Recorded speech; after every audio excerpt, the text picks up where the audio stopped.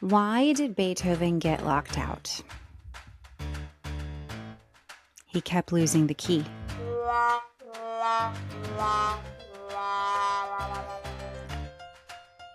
Hello, teachers, and welcome to the Scrappy Piano Teacher Podcast. My name is Jacqueline Rosick, and this podcast is for, teachers trying to just keep it real and magical, but still keep it real. So today I am continuing on with our series on the 6 types of working genius, and this episode is really going to hopefully wrap everything together. So if you have not listened to the previous episodes, those are episodes 79, 80, and 81, you might want to pause here, go back, take a listen, and then come back to me.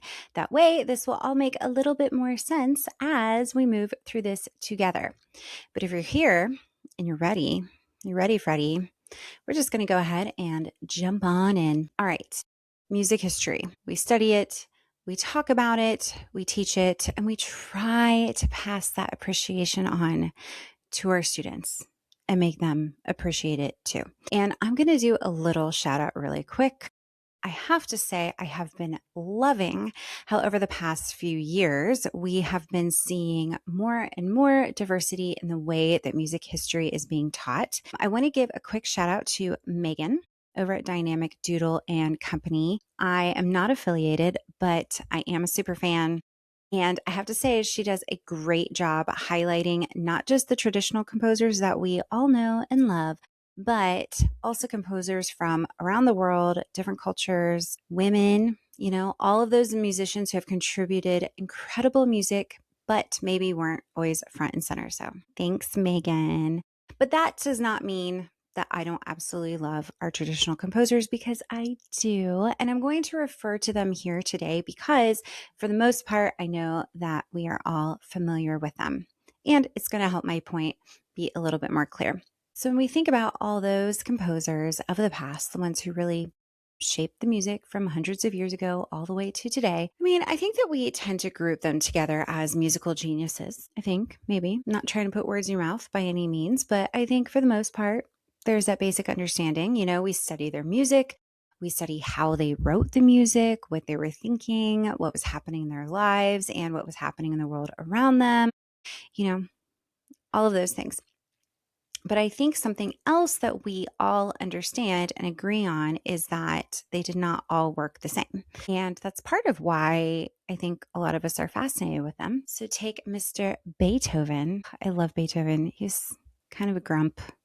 He was just kind of an intense kind of guy, And I don't blame him. He had plenty to be intense about, but it definitely showed up in his process. He would take an idea and he would work it over and over and over again. From what I understand, he was constantly revising his music, almost obsessively. That was his process. Also, I have a joke. I have a Beethoven joke. Are you ready? Why did Beethoven get locked out? He kept losing the key. Okay, then of course, I've got to talk about Mozart. I feel like we all grew up hearing stories about how music just came to him so quickly. It was just, he was brimming with music. I remember this one specific story, and I never looked to see if it was true, but he would be walking down the street and there would be a homeless person. They would be like, please, Mr. Mozart, give me some money. And Mr. Mozart was like, well, I definitely do not have money, but here you go. Zoop, zoop, zoop, write him up a song. Or sorry, not a song. Can't say that. Piece of music. Write him a piece of music. Here you go, good person who needs money. And go sell my music. I don't know if that story is true or if there's any truth to that at all. But regardless, I think we all agree that he was pretty fast and fluent. He could come up with it rather quickly. And I think he would be really pretty fun to hang out with. He was a little bit of a rascal there, a little sarcastic, a little witty. Me and Mozart, we would totally hang. And yes, of course, I have a Mozart joke. You ready? Why did Mozart get rid of his chickens? They kept saying, bok, bok, bok, bok, bok.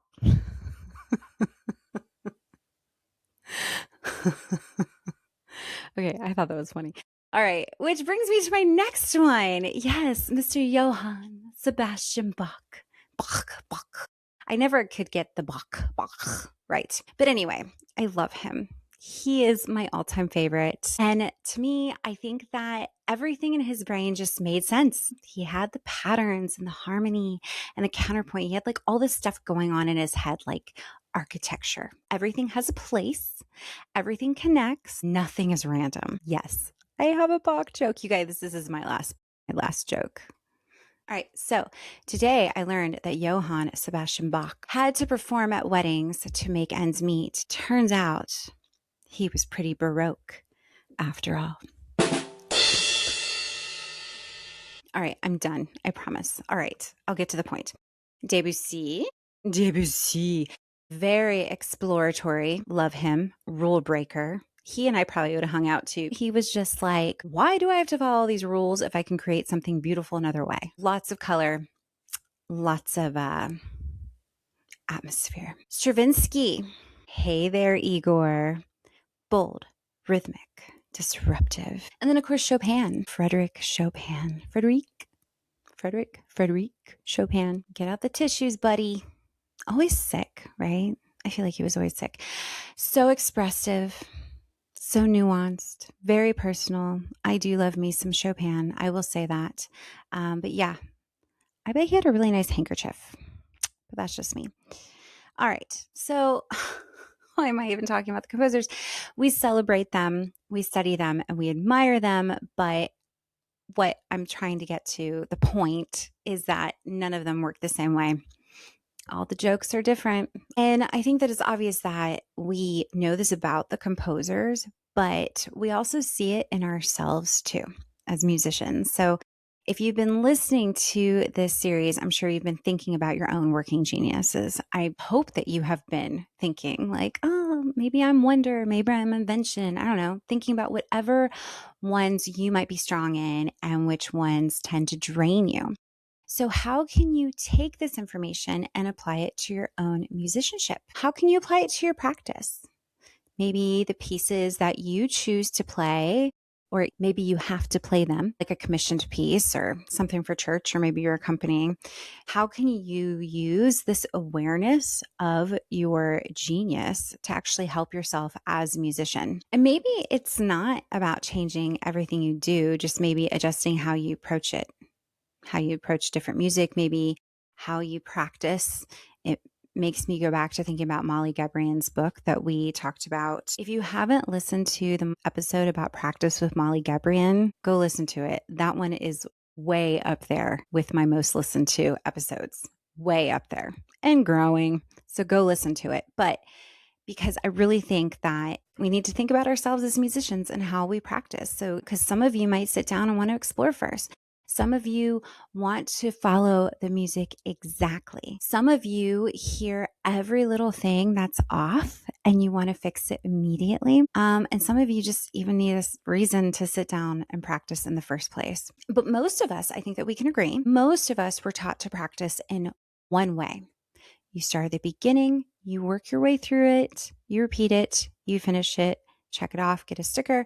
And for some people, that works really, really well. And for others, it might be really exhausting. And I think it's always interesting when I have a parent who is obviously very musical. Maybe they play for their church or they, pitter on their own.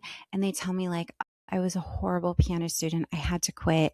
I just couldn't follow the lesson books or the method books. I drove my teacher crazy. I could really play well by ear, but I couldn't read music, so I had to quit. These kind of stories that make me really sad. And I'm thinking, oh my goodness, you absolutely can play the piano.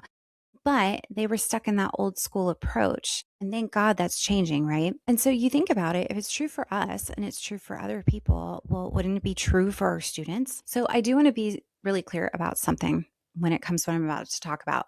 This is absolutely not about giving your students a 6 types of working genius assessment by any means. We are not going to sit our students down and try to label them, but I would say with confidence that almost all of us, hopefully, are watching our students. We are noticing what clicks. We are adjusting things like spinning it around, knowing, oh, this piece will work great for Johnny. And oh, Sally would never like this one, but she would really like this. Oh, I just know she's not going to practice this. So I better have this set up, or, I don't know, all the things. We are always adjusting. And that is what great teaching is. So good job, guys. You are fantastic teachers. This isn't about changing everything at all because I know you guys really know what you're doing. So think of this just as another tool in your tool belt. It's going to give you just a little bit more language, maybe help recognize patterns a little bit more quickly, and maybe help you think through your decisions a little bit more intentionally with your students. I don't know. We're just going to give it a shot. Okay, so I did come up with this example though. There are times when we're working on a piece with a student, maybe the whole piece is not mastered, but that's okay with us because there's a specific element in that piece that we really, really wanted them to learn. And they improved so much in that one area that we feel great about it. I mean, the piece itself might not be done. They're not going to perform it for anything. We're just going to go ahead and check it off and move on. And the teacher is really, really happy because the teacher knows what the goal was. But that student could be completely unsettled by it, right? Because in their mind, hold on, whoa, the piece is not finished. We need to complete it. We cannot move on.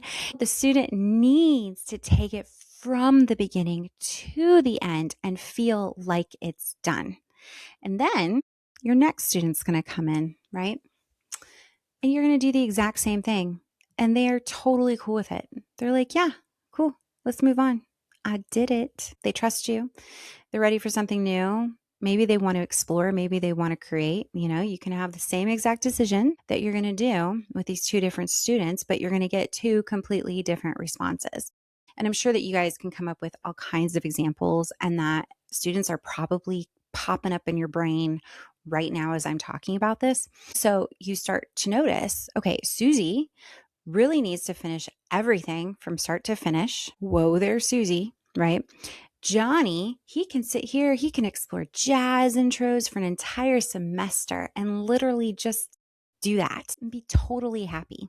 And neither one is wrong. They're just going to be wired completely differently. And I know that can be hard for us as teachers because we might have a total plan. Like, I use this method book. This is what I use for everyone. Everyone's going to take this specific exam. And sometimes it just isn't working. And we have to change it up and we have to accept, like, okay, this isn't going to work for this student. What can I do and pivot to that? And I think that this is where the 6 types of the working genius could just give you a little bit of language for when you're thinking about these students, not to label them because nay, I don't want to do that, but maybe just help to observe them, right? Who needs to finish? Who needs to explore and create? Who needs more structure? Who needs a little bit more support? Who needs the goals, consistent goals to constantly be working towards?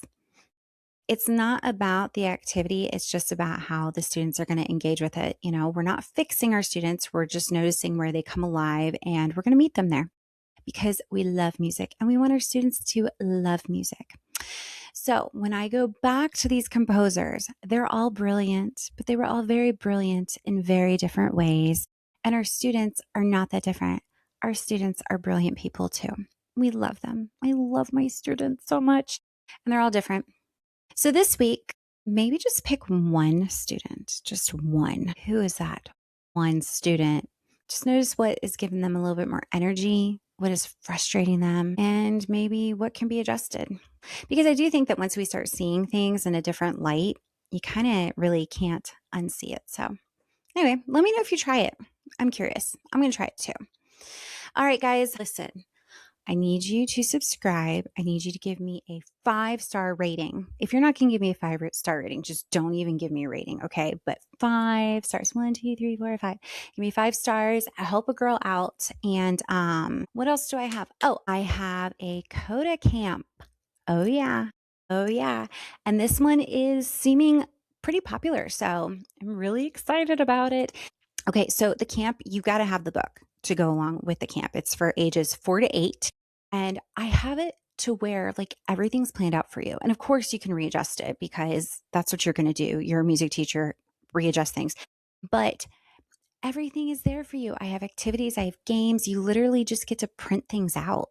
And then there are a few things that hopefully you just have sitting around in your studio that would be helpful. But if not, I have an Amazon list for very, very affordable helps, like little props if you need them. But it's a print and go camp. I have a bundle where the book comes with it because you're going to need the book and you're going to need to make copies of it. But you get a studio license forever, ever. If you have already purchased the book, guess what? I have just a camp option and it is the same amount of money so that you don't feel like, man, So anyway, check it out. Some ways that I have been told that people are planning on using this. There is a teacher, Amy, in Orange County, California. Hi, Amy. She is doing puppies and piano. So it's her own spin on things. And I think she's, adding her own pizzazz in there with different crafts and different whatever. And I love that. And I can't wait to hear about it. Holly in Phoenix. Hey, Holly. So she is actually going to be doing the camp, but she's not doing it all in 1 week. She's spreading it over 4 weeks. So 4 lessons. She's giving her students a 4-lesson package, and that's what they're doing in all the lessons over the summer. So I think it's a lot of fun. I think you guys will enjoy it too. And it's pretty musical. So they're going to learn music. It's going to be a great time. Okay, I'm done rambling on about that. You can subscribe at www.scrappypianoteacher.com, and I will talk to you guys later. Bye.